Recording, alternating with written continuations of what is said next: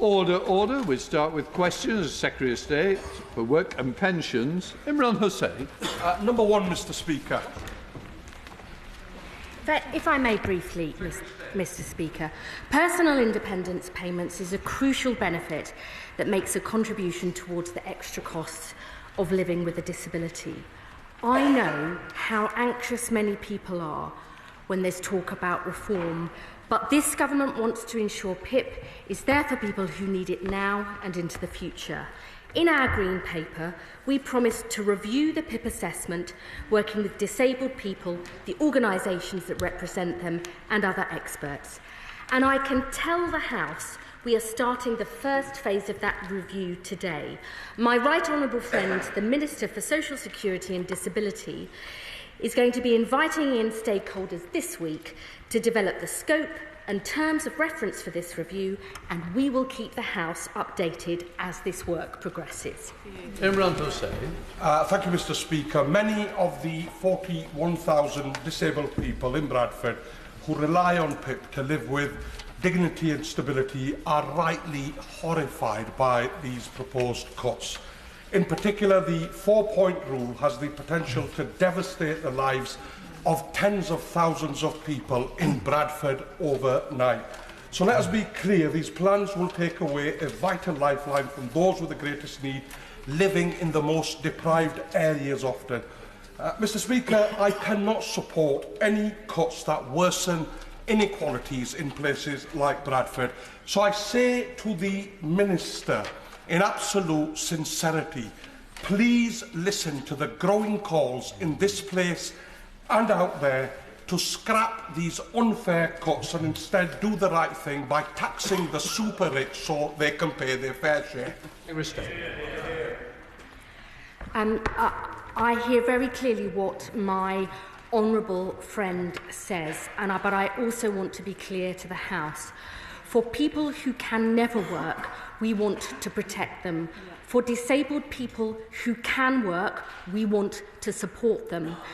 And the truth is that if you are a disabled person and in work, you are half as likely to be poor than if you are out of work. We want to improve people's chances and choices by supporting those who can work to do so and protecting those who cannot. Sir Roger Gale.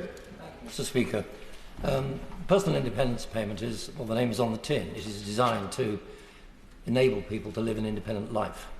As one who's represented constituents on tribunal appeals, I know only too well that while there are many who should not be claiming PIP, there are also many whose disabilities may not be immediately apparent. Will the Minister assure me that she will take the utmost care and sensitivity before taking any further decisions? I can absolutely reassure the honourable gentleman that we will make these changes carefully. We are consulting with disabled people and the organisations that represent them about what support can be available for any who lose out. We will be consulting with disabled people about how to build our £1 billion a year employment support programme, and we will make sure that those who can never work will be protected, including by making sure they don't have to repeatedly go through reassessment, which I'm afraid has been the situation so far. Awesome. Oh, it's not stopping. Deirdre Costigan. Thank you, Mr. Speaker. And can I welcome the Secretary of State's confirmation that there will be a full review of PIP in consultation with disabled people and their organisations. PIP was designed 13 years ago, but since then we have increased our understanding of the impact fluctuating conditions and mental health problems can have on disabled people's ability to live independently. So does the Secretary of State agree with me that it is certainly past time for a review of the PIP system, so that mental health problems are fully understood and the fluctuating nature of some conditions is properly taken into account? Secretary of State. My honourable friend is absolutely right. It's more than a decade since PIP was introduced. There have been changes in the prevalence of disability, in the nature of long-term conditions, in wider society and the workplace too. And we have seen a real increases over recent years from younger people and those with mental health conditions. So it is right that we now have a review of the PIP assessment process. This is a highly sensitive issue. It will take time, but myself and my Right Honourable friend, the Minister for Social Security and Disability, will be doing this in consultation with disabled people and the organisations that represent them, and we will begin inviting them in from this week. I should also say, Mr Speaker, I very much hope all members of Parliament can feed into this process, including with the organisations in their own constituencies. Stephen Gethins, then Steve Darling. Thank you, Mr Speaker. Mr Speaker, the Secretary of State will be aware of our concerns around these changes and the damages they could do to the most vulnerable. She'll also be aware of the implications for the Scottish Government to administer this. Will she at least give me this assurance that there will be full details about how these changes will interact with devolved powers before a vote is brought to this chamber?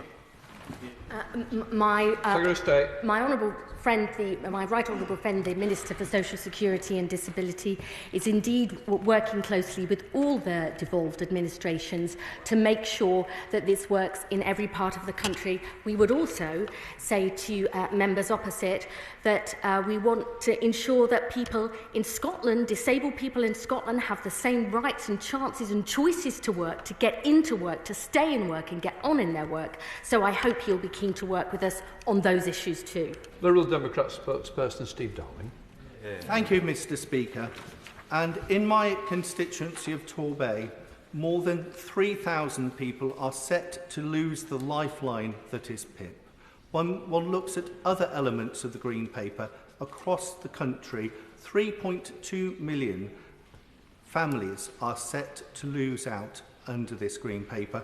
Often, those that benefit are from the most deprived communities in the United Kingdom, and those are set to be hit hardest.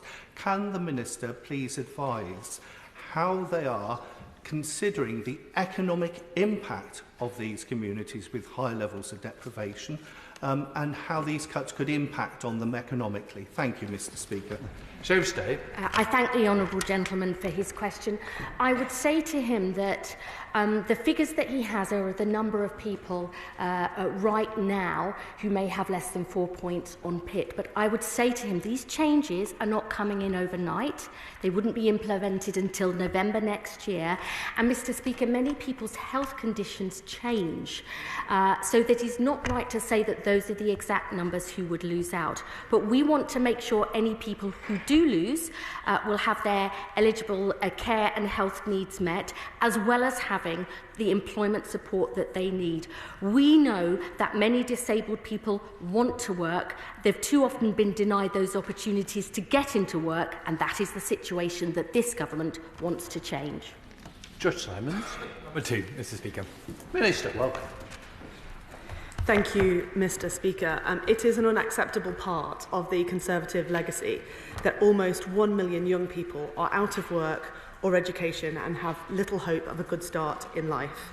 This is why, as part of the plan to get Britain working, we will create a guarantee for all young people aged 18 to 21 in England to ensure that they have access to high-quality training and apprenticeship or help to find work. And that plan will be vital to young people everywhere, including in Makerfield's towns.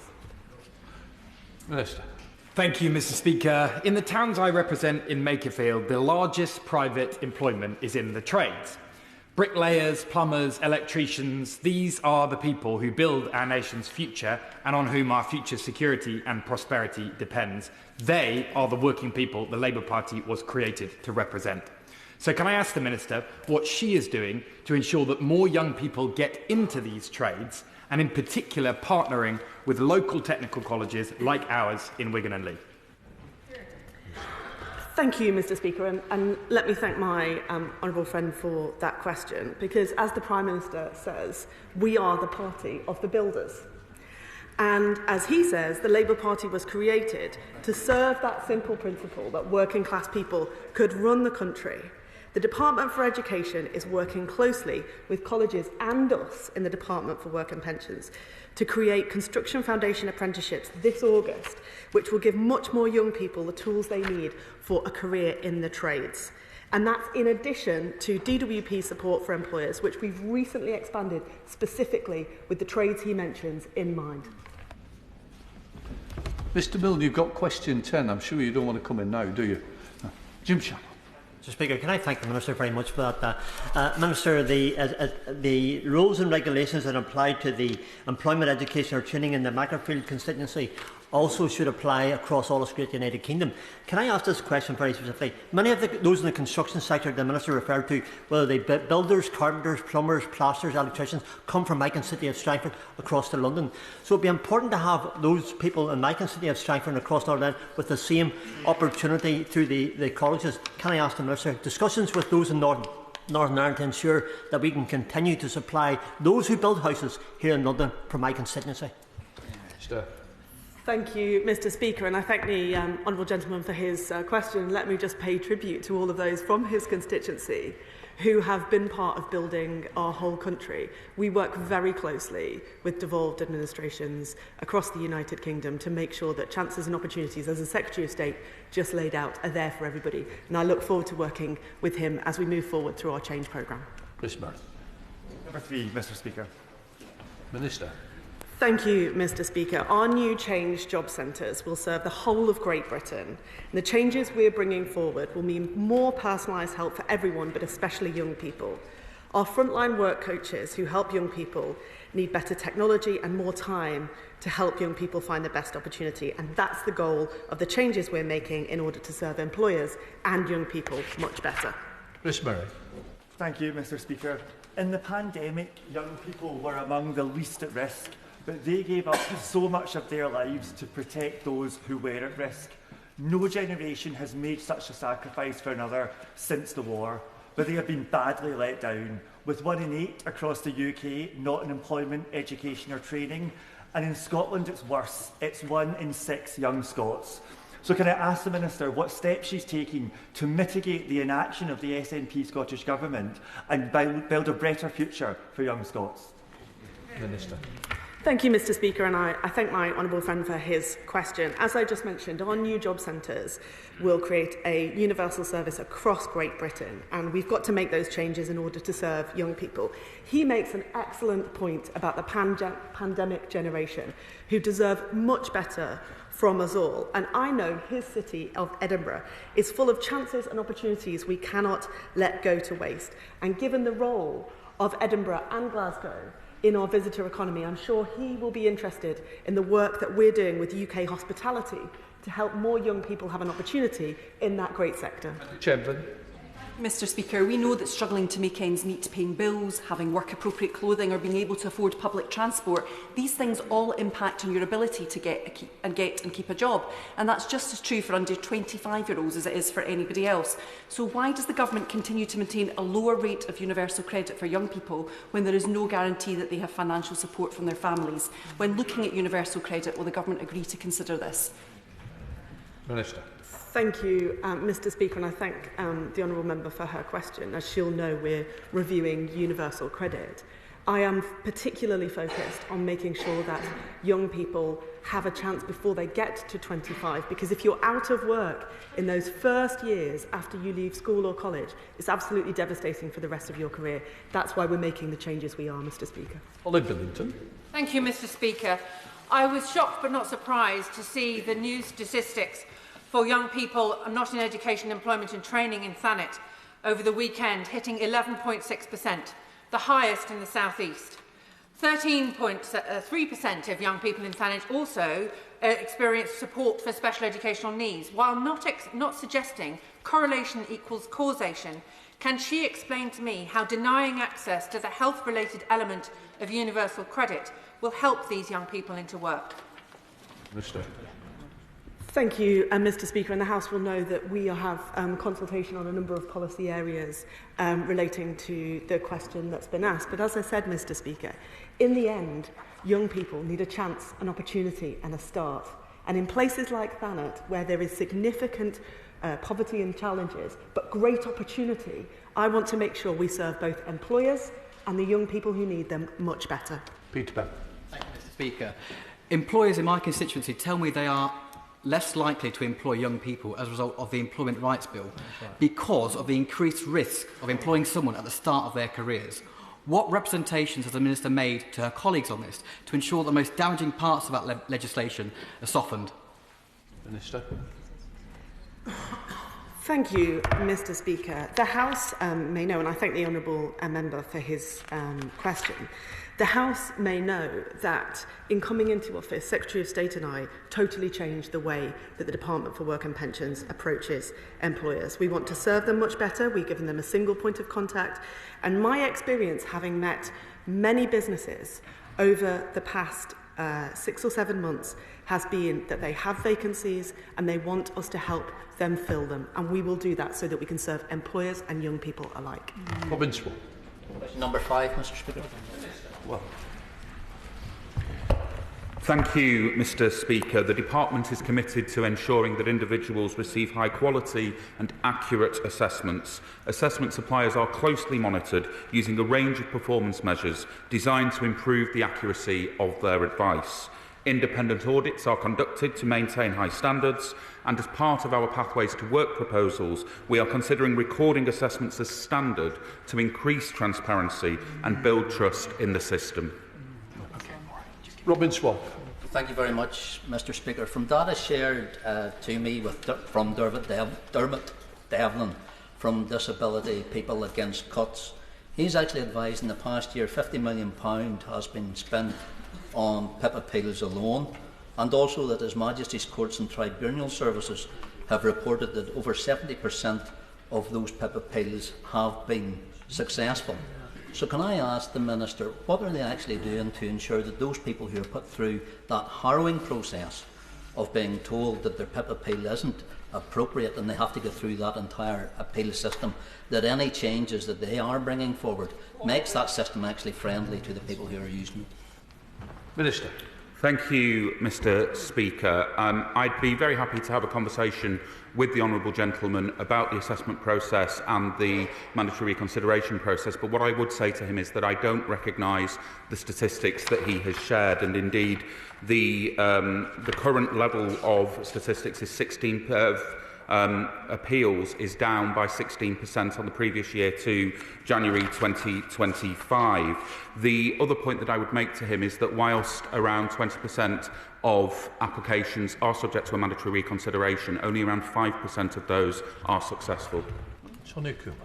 Thank you, Mr Speaker. The Centre for Inclusion Living in Dudley, who support those with disabilities, and many residents have written to me to raise concerns about the personal independence payment entitlement criteria and assessment.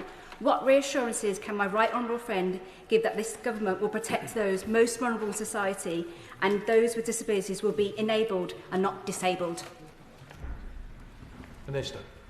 Thank you, Mr Speaker. Well, I would say to my honourable friend's constituents, and I thank her for raising their concerns, that as my right honourable friend, the Secretary of State, said at the beginning of this session, we have this week announced a broader review of the PIP assessment process that I hope in due course and by working with stakeholders will be able to give her constituents and stakeholder organisations considerable reassurance. Sir Julian.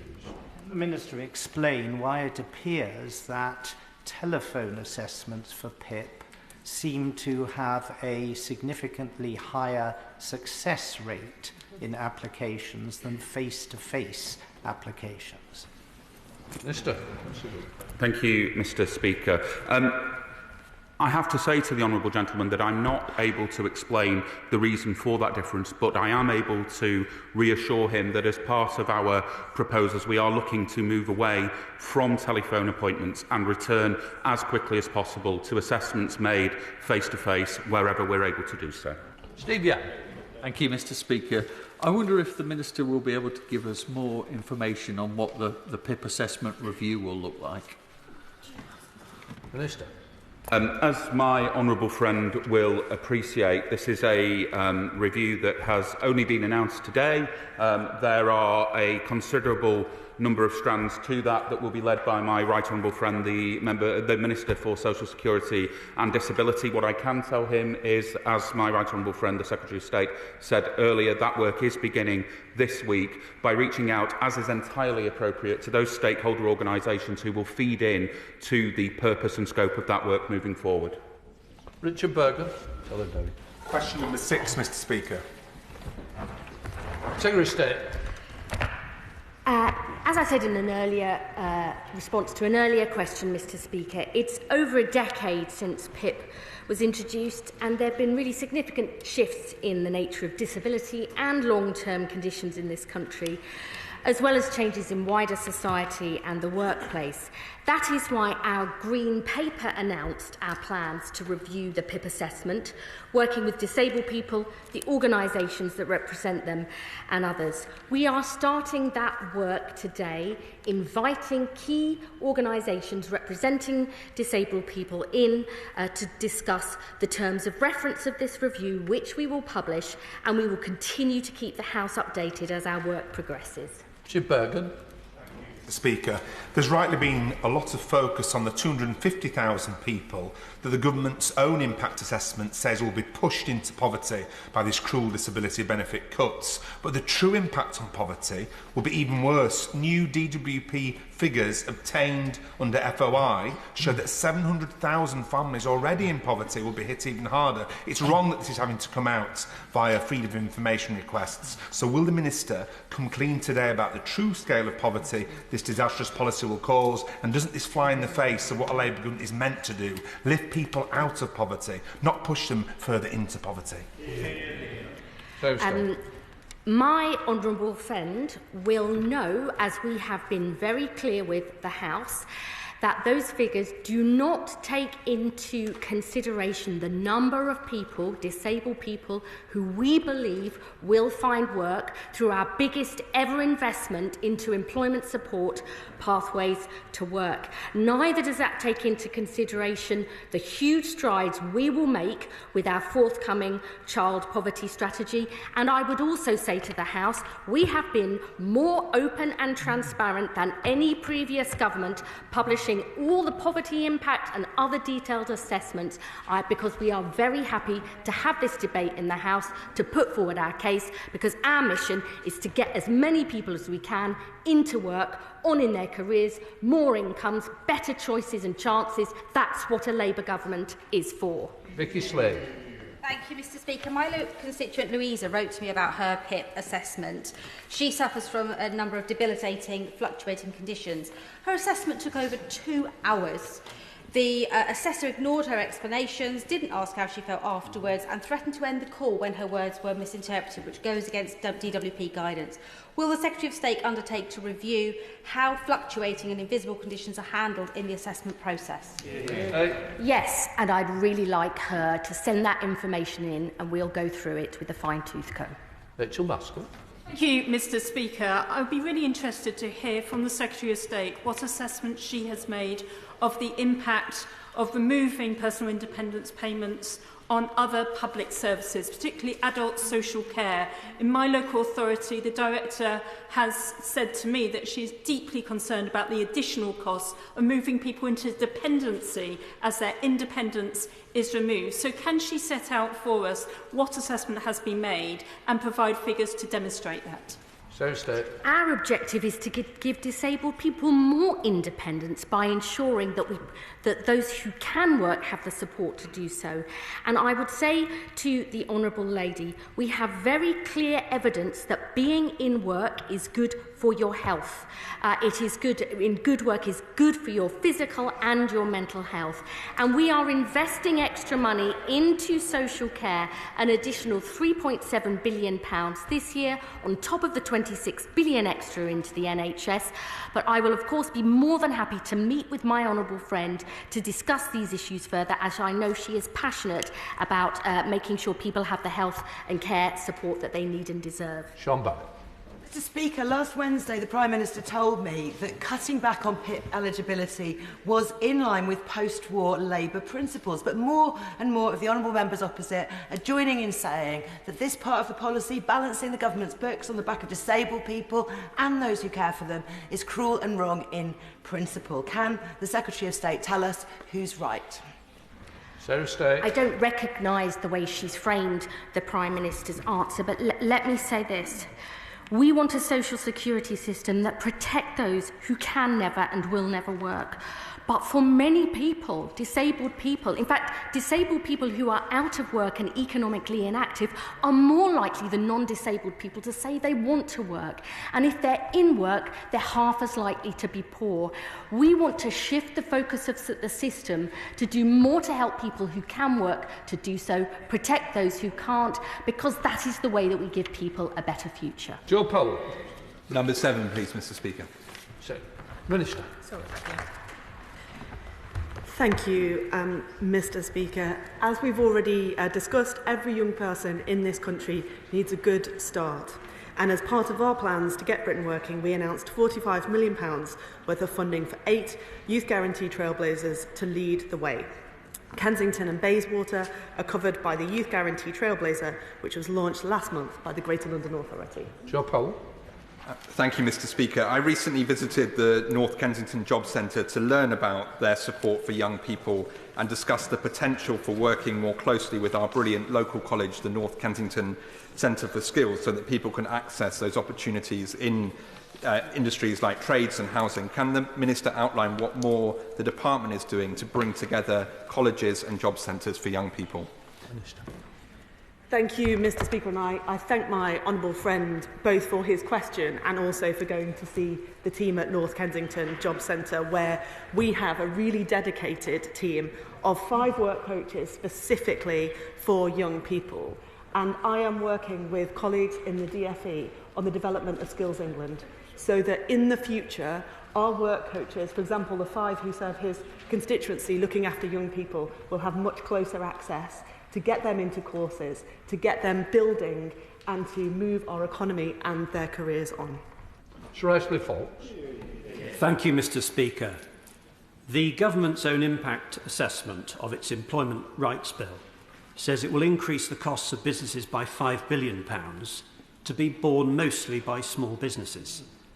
Does the Minister share my concern that when combined with the additional national insurance charges on employers, this will reduce the opportunities for young people in my constituency in Bridgwater just as much as young people in Kensington and Bayswater? Minister. Thank you, Mr. Speaker, and I've said already in this questions session about how we've changed the DWP to serve employers much better, and I think that's an important shift. And I do understand that members opposite don't want people in this country to have greater rights at work. They don't want people in this country to have sick pay who need it. They don't want people in this country to have secure hours if they're on an exploitative 0 hours contract. I do understand that. Unfortunately, last year the public voted for the opposite. Blake Stevens. Question number 9, Mr. Speaker. Thank you, Mr. Speaker. And this is an important question, and one we have seen some good news on the back of cross-party working over the last 15 years. Automatic enrolment has succeeded in transforming participation rates in workplace pensions, particularly for young people. Participation among all eligible 22 to 29-year-olds has increased from 35% to 86%. But there is much more to do, and that is why the second phase of our pension review will look at further steps to improve pension outcomes for everyone, including those lucky enough to be young. Blake Stevenson. Mr. Speaker, and I thank the Minister for that response. Thanks to the introduction of auto-enrolment, millions of young people are now saving for their retirement.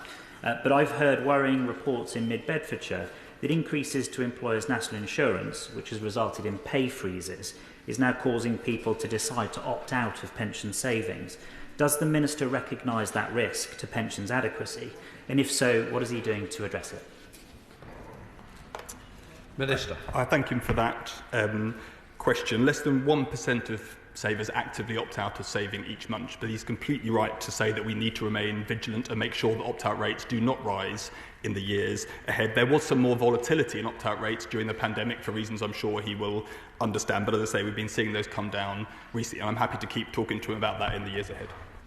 Callum Anderson. Thank you, Mr. Speaker. I believe that if we want young people, including in the Buckingham Bletchley constituency, to believe in the value of long-term investing, they need to see that their pensions is helping to build the country that they live in and not just distant markets. So can the Minister set out what steps he is taking to ensure that the government's pension reforms encourage funds to invest more in UK infrastructure and high-growth companies? Minister.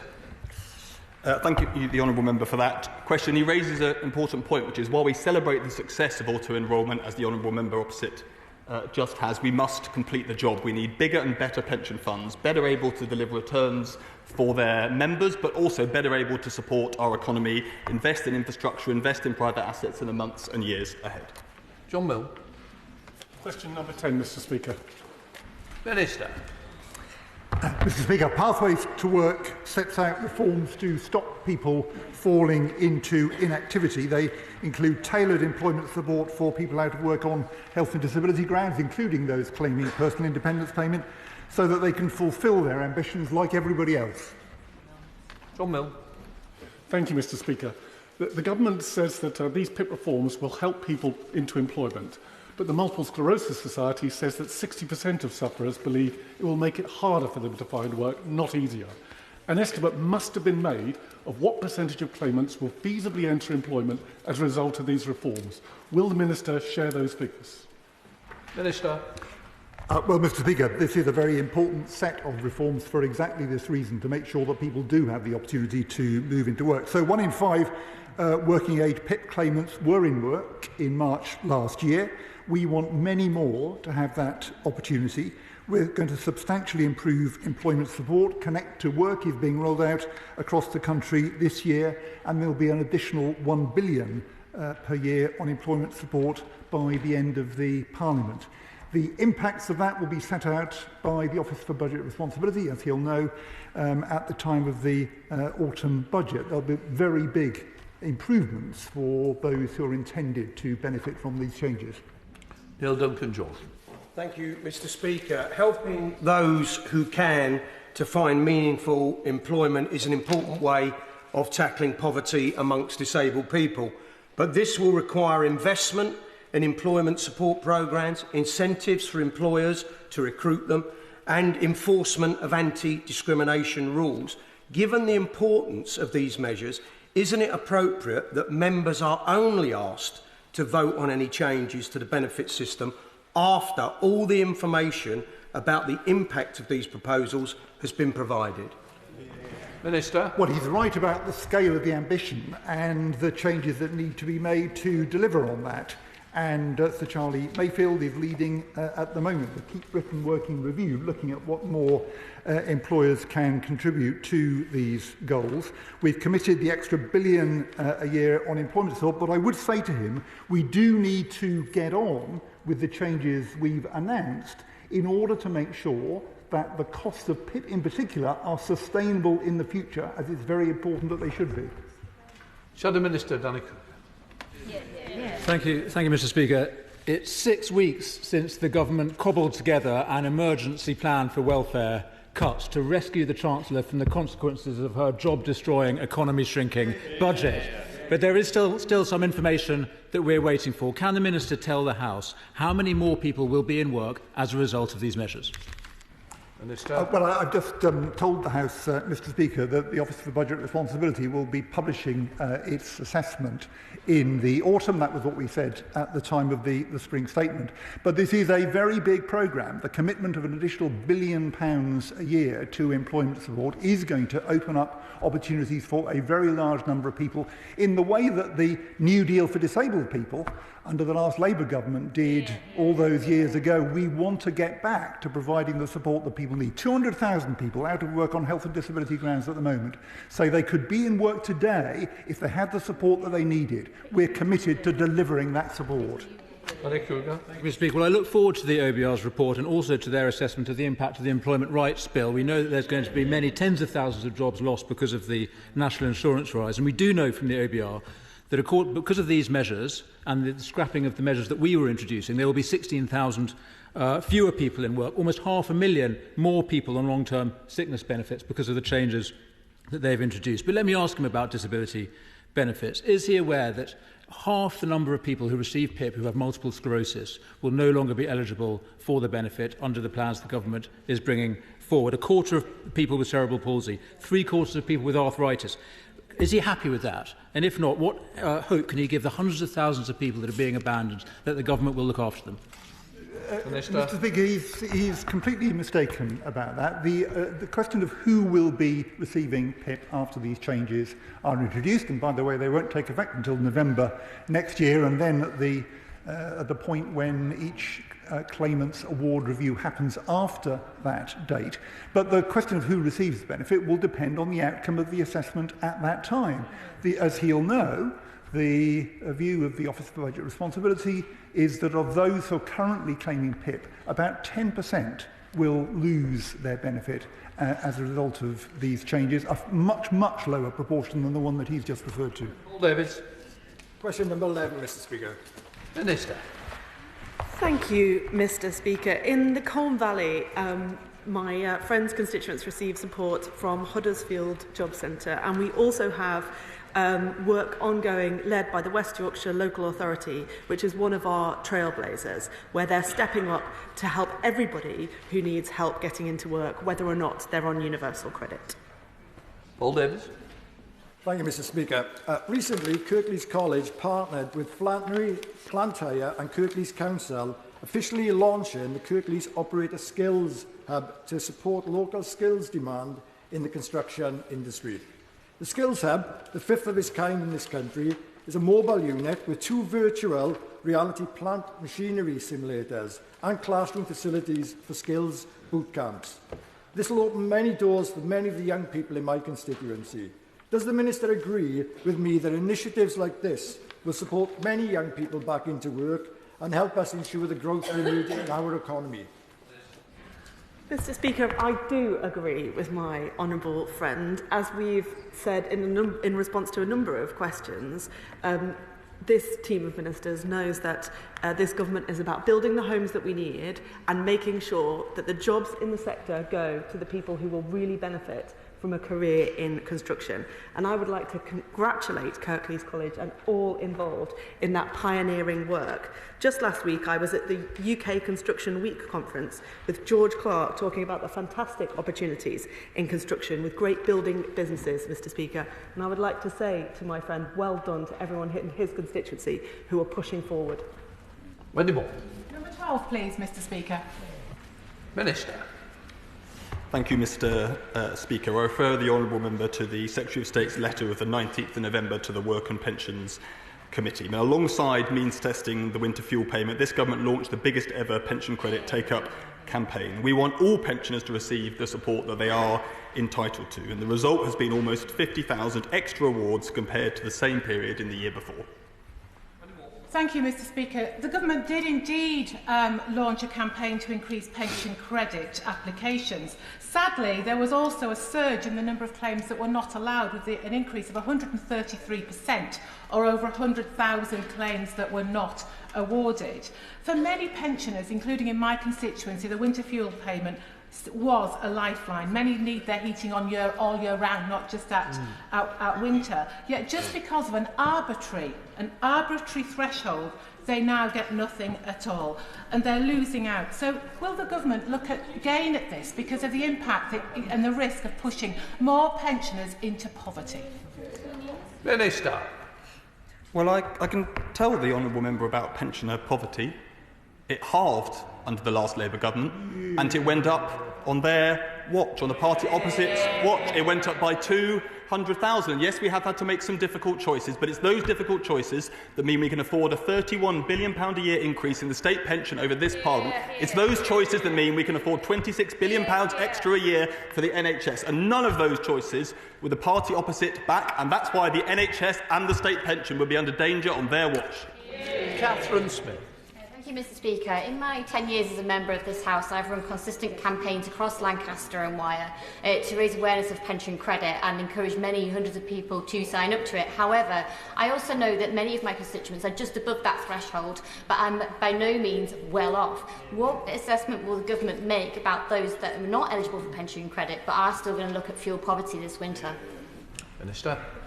Well, I thank my honourable friend for her question. I want to thank the work that's been done by councils and by third sector organisations right across the United Kingdom to drive uptake of pension credit. It is that work that has led to the 50,000 extra awards compared to the same period last year that we have seen. What I would say to the honourable friend is that it is the choices we have made that mean that we can protect pensioners right across the board. The 4.1% increase in the state pension is possible exactly, that happened in April this year, is possible exactly because of the tough choices we've had to make. Tom Morrison.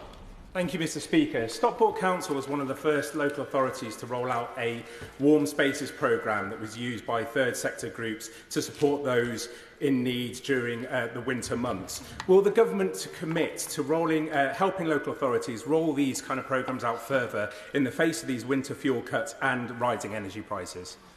Minister.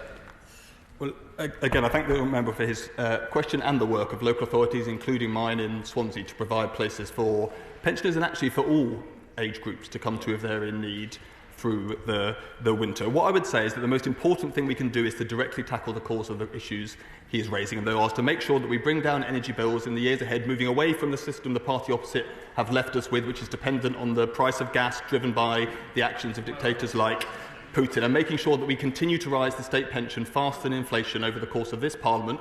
That is why the new state pension is set to increase by £1,900 by the end of this Parliament. Mr. Speaker, this morning the Work and Pensions Select Committee were at the Welsh Assembly, where we heard from Wales's Older People's Commissioner as part of our pensioner poverty review. I was impressed that you've got a role with real legal clout, and from what we heard is making a difference for older people in Wales. Is this something ministers agree we should be at least looking at to extend into England and Scotland? Minister. Thank you, Mr. Speaker. And I want to say to my honourable friend that we should always learn lessons from Wales. And in fact, that government is already doing that. When we look to the rollout of free breakfast clubs happening across England at the moment, pioneered in Wales. Children receiving free breakfast club because of the work done in Wales. And I want to praise the honourable member and the entire committee for the work they are doing as part of their inquiry into pensioner poverty.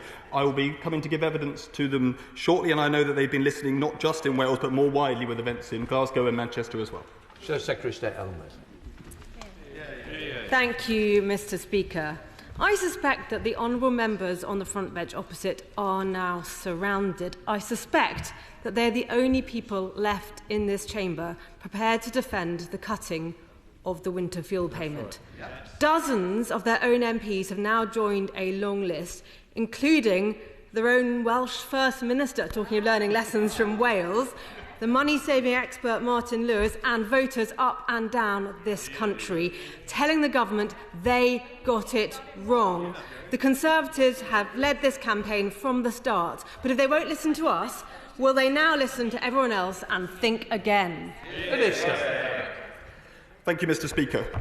I mean, we've set out our policy, but here we are 10 months on, and I have no idea what theirs is. I'm not even sure that the members opposite know what their policy is. For all the shouting, there is no promise to reinstate a universal winter fuel payment. There is one policy, though. There is one policy from the Leader of the Opposition, the very woman who in 2022 called for the winter fuel payment to be means-tested. Now she wants to means-test the entire state pension. Apparently, that's exactly the sort of thing we will look at. She thinks that's bold policy-making. It's not. It's bonkers. Also with no responsibility for the opposition. That's the good news for him, Helen Wakely. Thank you, Mr. Speaker. Also not something that the Leader of the Opposition said, but to the point in hand, the winter fuel payment, I wonder how much longer this tone-deaf final stand will go on. And every time they talk about winter fuel payments, they actually make out that they had no choice. And that is simply not true. To govern is to choose. At best, this was only ever going to save £1 billion or so. But they're spending £8 billion on setting up an energy company, and the cost of asylum hotels is going to rise to £15 billion under Labour. This has always been a choice, and the wrong one. Can he guarantee that next winter, every single one of the 750,000 poorest pensioners who missed out on the winter fuel payment this year will receive it? Minister. Well, I can guarantee that this government's going to deliver on its priorities for pensioners, raising the state pension with a £470 a year increase this April, saving the NHS with a £26 billion increase every single year. And what will the party opposite be doing? None of that, because they oppose every single measure required to fund it. And we know what the Tory plan is, because we've just lived through it. Pensioner poverty rising and the NHS collapsing. And Davies. Mr. Llefarydd, question number 13. Minister. Thank you, Mr Speaker. This government is committed to tackling poverty right across the UK. We are reviewing universal credit to make sure it is doing the job we want it to in making work pay and tackling poverty. We have already announced that we will improve the adequacy of the standard allowance in universal credit and introduced the fair repayment rate. Alongside this, the Child Poverty Task Force is exploring all available levers to reduce child poverty in all 4 nations, including considering social security reforms. And David. Thank you. Just a day before the new figures reveal yet another rise in child poverty in Wales, the UK Labour government confirmed plans for billions in welfare cuts, pushing tens of thousands more children into hardship. The government tells me that the data isn't robust enough to know the poverty impact on Wales, and that's really not good enough. Labour First Minister of the Senedd, not the Assembly, if I may correct my honourable gentleman, has also criticised this government's approach. So will the Secretary of State now listen to the First Minister of Wales and conduct a Welsh-specific impact assessment and scrap these cruel measures? Minister. Well, Mr Speaker, I'm sorry to disappoint the Honourable Lady, but I'm sure that she would not want us to produce a potentially inaccurate assessment on the impact on Wales. But what I would say, and I'm sure that she would agree with this, is that the levels of poverty in Wales are unacceptable, and that is a result of 14 years of the party opposite failing to address the long-term industrial decline of many communities across Wales. What I would also say to her is that the best way to get people out of poverty is to get them into work, and so I'm sure that she will welcome the recent launch of the Inactivity Trailblazer in Wales. Folks. Thank you, Mr Speaker. Does the Minister agree with me that the new fair repayment rate, which caps universal credit deductions at 15%, along with the actions of the Welsh Government, which helped more than 48,000 young people gain skills and find jobs through the Young Persons Guarantee Scheme, will help alleviate poverty in Wales and therefore should be welcomed? Minister. Thank you, Mr Speaker, and I do of course agree with my honourable friend both about the benefits of the Youth Guarantee and the specific impact of the fair repayment rate, which across the country will support 1.2 million of the poorest families, including 700,000 families with children. Constable Greg Smith. Topic 2, sir. Secretary of State.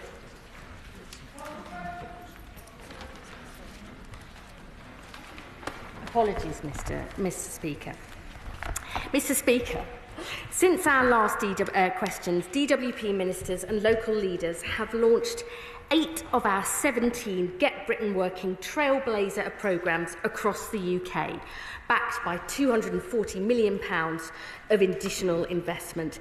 These include South Yorkshire's brilliant plans to get people back to health and back to work, 5 trailblazers in London, including specialist support for young care leavers and those with musculoskeletal conditions, joining up health and employment support in Blaenau, Gwent, Denbighshire and Neathport, Torbay in Wales, and our youth guarantee in Cambridge and Peterborough. There is still much more we need to do, but we have already made real progress in unlocking people's potential and getting Britain working and growing again. Thank you, Mr Speaker. One of my constituents is experiencing severe delays in getting access to work scheme payments. It's dating back to February. In correspondence with the department, the letter openly says there's no long-term solution to that. So when will the Secretary of State come forward with that long-term solution to speed up these payments? I really thank the honourable gentleman for his question. We do actually have a plan. We are right now, it was announced in our Green Paper that we are going to reform access to work. It is a brilliant support, grant or money to help people with physical aids and adaptations and other support to get work and stay in work. So I would really encourage him to input into that review, and either myself or my right honourable friend, the Minister for Social Security and Disability, would be more than happy to meet with him and hear his views about how we can make this work for his constituents. Thank you, Mr Speaker. According to Sense, there are over 2,500 people with complex needs in North West Cambridgeshire, many of whom won't ever be able to work due to their conditions. Does the Minister agree that dignity for severely disabled people needs to be a priority for the welfare system? And can they update the House on progress towards ensuring that people whose conditions mean they will never be able to work are no longer subject to the appalling repeated reassessments that we saw all too often under the previous government? Minister. Mr. Speaker, my honourable friend raises a very important subject. Social security must always be there for those who can't work. The changes announced recently to the rates of universal credit protect the incomes of those with the most severe lifelong conditions who will never be able to work, and we will also guarantee that for both new and existing claims, those in this group will not need to be reassessed in future. Those are baked into the Green Paper proposals. Shadow Secretary of State Helen Waitley. Thank you, Mr. Speaker. The number of job vacancies is falling month on month under this Labour government, but the number of people employed is also falling. Could the Right Honourable Lady admit what this means is happening in the economy? Secretary of State. It's quite interesting to get that question from the Shadow Secretary of State, since her government left our employment rate the lowest. It didn't get back to where it was pre-COVID, the only country in the G7. She left 1 million young people not in education, employment or training. She left near record numbers of people, 2.8 million, out of work due to long-term sickness. Businesses are still desperate to recruit. We're overhauling the system to make sure people get the support they need. Helen Waitley. Well, I'm disappointed that the Secretary of State didn't answer the question. I can answer it if she won't. It means that businesses have stopped hiring, that the growing economy that we left is being hammered by their jobs tax, and thousands of young people are leaving school and university with worse prospects than this time last year. Businesses need a government that understands them and backs them. That's what jobs depend on. So what is her message to the businesses she needs to hire people so that she can hit her employment target?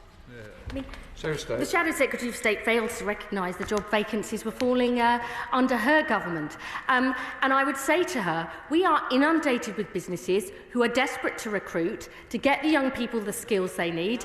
I met with a whole group of businesses in Leicestershire, in fact, last week, who are really keen to work with us. And I would suggest to the Honourable Lady she takes a good, long, hard look at her own party's record.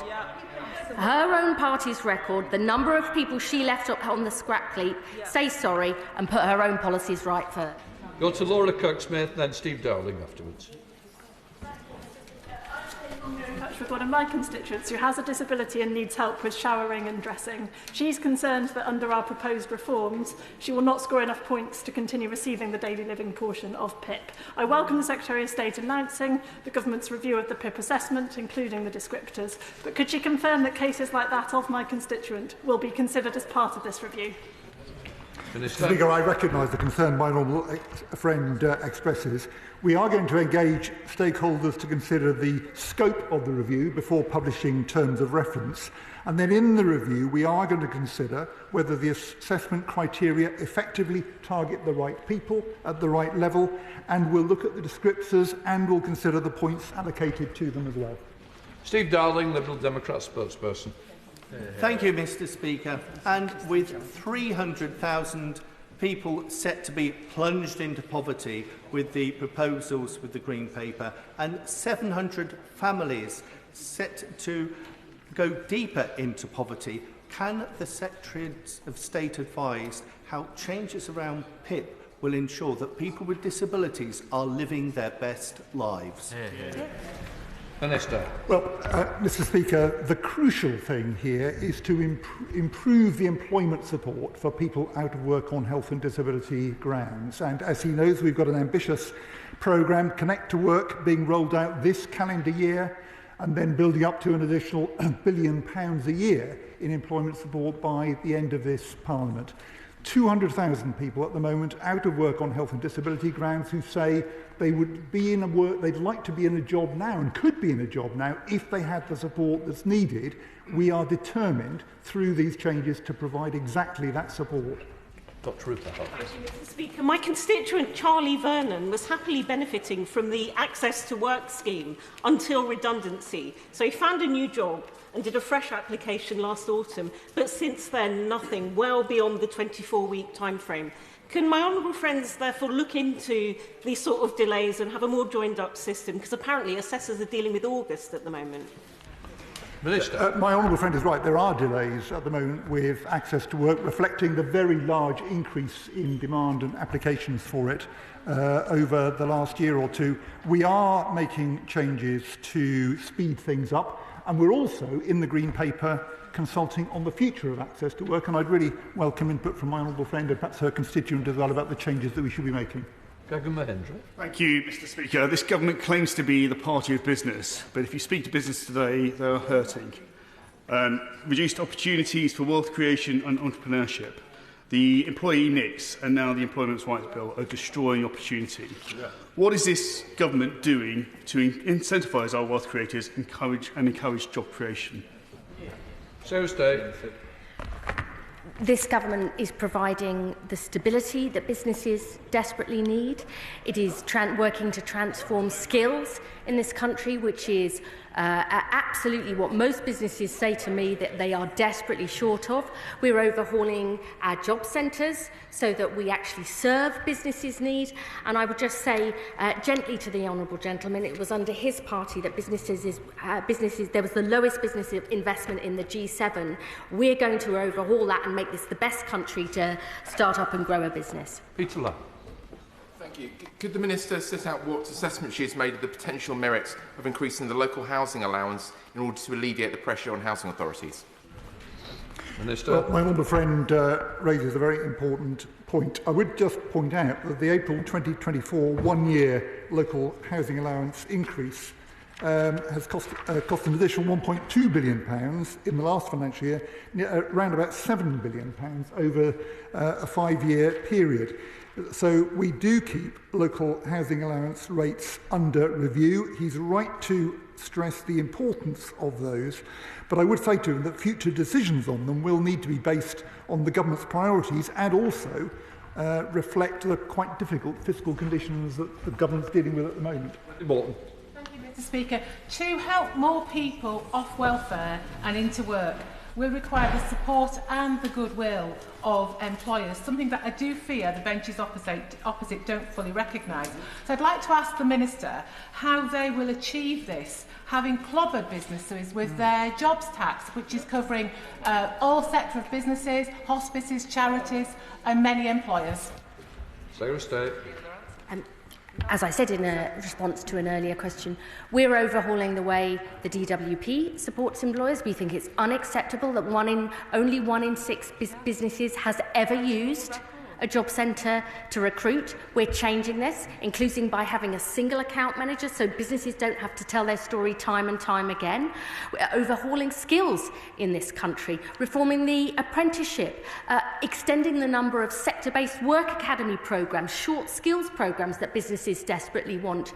I know businesses are desperately keen to engage with us because they want to recruit, and it's about time her party started listening to businesses. Mr. Speaker, I've been asked by many of my Livingston constituents for reassurances regarding the government's proposed welfare changes. Can the Secretary of State assure the House that these reforms will genuinely help people into decent, secure work, all the while protecting those who clearly cannot work due to ill health or disability? I can absolutely reassure my honourable friend that is what we intend to do. Our employment bill is absolutely about ensuring we improve the quality of jobs, greater security for people and making more flexible working that will benefit sick and disabled people, investing £1 billion in employment support to make sure disabled people have the chances and choices they deserve, and through our review led by Sir Charlie Mayfield, changing the workplace to make it more inclusive, because ensuring disabled people who can work have the right to do so is something that the Labour Party is absolutely about. Thank you very much, Mr. Speaker. Carers UK are reporting that unpaid carers are still receiving debt notices over carers allowance, and that between May 24 and February 25 the number increased by 9,000, so now there are 144,000 people. Will the Secretary of State halt the creation of those overpayment debts until her independent review has taken place and the recommendations are implemented? Well, the honourable gentleman is right. There has been a problem over a long period with overpayments, inadvertent often overpayments of carers allowance. That's the reason my right honourable friend appointed Liz Sace to undertake her independent review. I know she's making good progress. I've kept in touch regularly with her, and we're looking forward to receiving her recommendations, which will cover those who've been affected in the past and recommend changes for the future as well. Right. We're under just. Thank you, Mr. Speaker. Can my right honourable friend please outline what analysis has been done to understand how the changes proposed in the Pathways to Work Green Paper will affect those who rely on PIP not just for employment support but for their daily living and mobility needs? And can she please assure my constituents in Wolverhampton West who are disabled and will never be able to work that their current levels of financial support will not be restricted in such a way as to affect their quality of life, so that they can live with independence and dignity that they deserve? Minister. Well, that is a very important concern. As my honourable friend knows, we are determined to open up opportunities for people who've been out of work, often for a long time, on health and disability grounds, give them the chance through much better employment support to get into work. But we recognise there will be people who will not be able to work and will never be able to work. And so in the proposals for claims for the new Universal Credit Health element from next April, a higher payment will protect those with the most severe lifelong conditions who've got no prospect of improvement and will never be able to work. Eligibility for that will be through the WCA severe conditions criteria. Thank you, Mr. Speaker. Can the Minister tell me how she's working with the Department of Education to ensure that young people have the skills they need when they leave education to thrive in the world of work? Minister. Thank you, Mr. Speaker, and I would refer the honourable gentleman to some of the responses we've already given. The DWP and the DFE are working very closely as we change apprenticeships, as we change our job centres to make sure that those opportunities are there. Having met the honourable gentleman, I know his constituency is full of opportunities for young people, and we want to make sure they get them. Mary Kelly-Ford. Health Equity North's recent analysis shows that over £13 million will be stripped out of the local economy in the city of Durham every year due to PIP changes, on top of the already worsened health conditions for people in the North East due to Tory austerity. So wouldn't it be more constructive for the government to start with listening to the calls of disability groups and disabled people and supporting them into work rather than cutting the benefits first and pushing those people further into poverty? Minister. Well, Mr. Speaker, I can reassure my honourable friend that we are listening. We are consulting precisely on how best to deploy the additional £1 billion a year into employment support that we've committed to in the Green Paper. But I would say to her that the assessment of these measures do need to take account of the significant impact in reducing poverty of supporting many more people into work in the future. I'm done. My constituents are extremely concerned about changes to the PIP assessment system and particularly how it's going to affect people with mental health issues and fluctuating long-term conditions. They may not be able to show the required evidence of how their ability to function is impacted, as their experiences don't always fit within the daily living and mobility assessment criteria. So could the Minister assure me that the assessment system will be updated to take these genuine challenges into account? So stay. As I said earlier in one of my earlier responses, we are having a review into the PIP assessment process to make sure it's fit for the future, and that process starts this week by inviting in stakeholders to discuss the scope of the review and the terms of reference. But I would also say to the House, it is important to bear in mind that by the end of the Parliament, we will still be spending £8 billion more on personal independence payments, and there will be 750,000 more people on PIP than there are now. We are making changes to focus it on those in greatest need while looking at the underlying assessment process to make sure it's fit for the future, but there will be more spending and more people on PIP by the time of the next election. The Select Committee, Debbie Abrams. Mr. Speaker, and I'm very grateful to my right honourable friend for saying earlier about resolving the issues around the application process for access to work. Could you also kindly reassure disabled people about access to work in the future, and that there won't be cuts in the budget for access to work?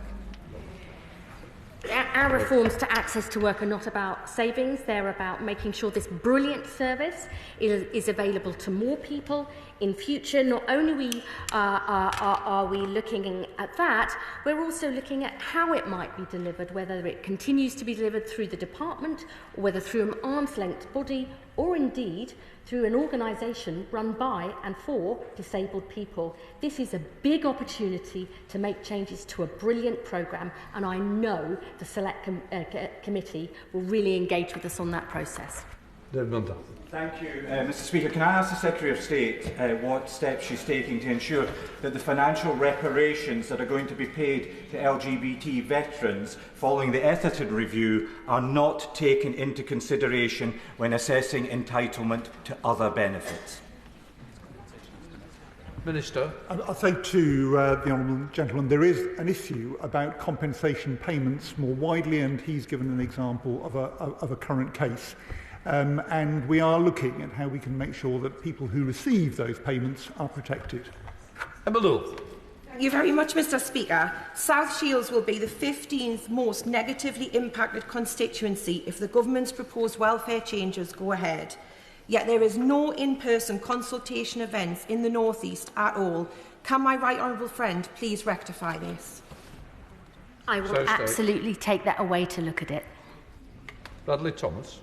Thank you, Mr. Speaker. So many disabled members of society are unable to demonstrate the minimum academic requirements to get into so many courses or to secure employment. Can the Minister outline what steps the Government is taking to support these people so that they can demonstrate vocational and non-academic competency so that they can get the jobs that they deserve? Minister. I'd like to thank the member for his important question. That's exactly the point of our changes to job centres, the £1 billion worth of investment in employment support, so that we can understand the pathways to work for people who have skills and talents, but as he said, perhaps don't have quite the right qualification. Steve Wood. Thank you, Mr. Speaker. More than 9 million people in the UK are not actively seeking work, with long-term illness being cited as the single largest reason. Does the Minister agree that rather than penalising those who are sick or disabled, the Government should introduce a wealth tax to fund a genuine transformation of our public services, enabling us to face the future with a healthier, happier and more productive workforce? Minister.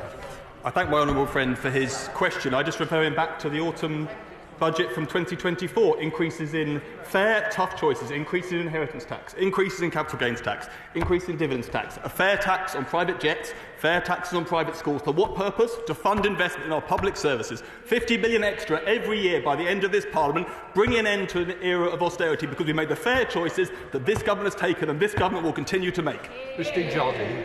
Thank you very much, Mr. Speaker. A number of constituents of mine in Edinburgh West, former police officers, former and current NHS staff, have come to me with concerns about the way the MacLeod judgment on public sector pensions is being implemented and that they are being negatively impacted in this at great cost. So can the Government tell me how they will ensure that there are no negative impacts through this?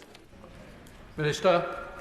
I thank the honourable member for that. That's an important question. And the implementation of the MacLeod judgment, unfortunately one of the sad consequences of botched reform under the coalition government of the Liberal Democrats and the Conservatives back in the before 2015, is important, and we do need to take it seriously. If there are specific cases, please do write to me about those. In terms of making sure that scheme members get the details from the NHS pension scheme, I am aware of that issue, and we are working closely to make sure they get those letters as soon as possible. Whereas, Mr. Speaker, some of the most vulnerable people in my Campbell, Redruth and Hale constituency have profound anxieties about what the changes to PIP eligibility criteria will mean for them.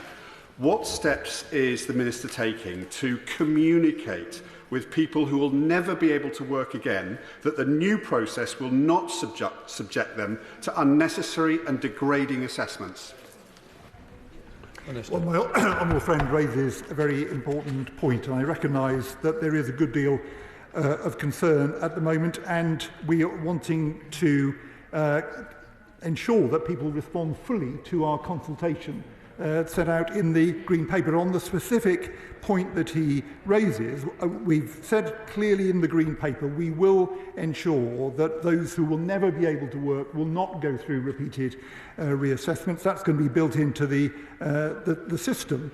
And initially, the people who will benefit from that will be those who meet the work capability assessment severe conditions criteria. Tesselman.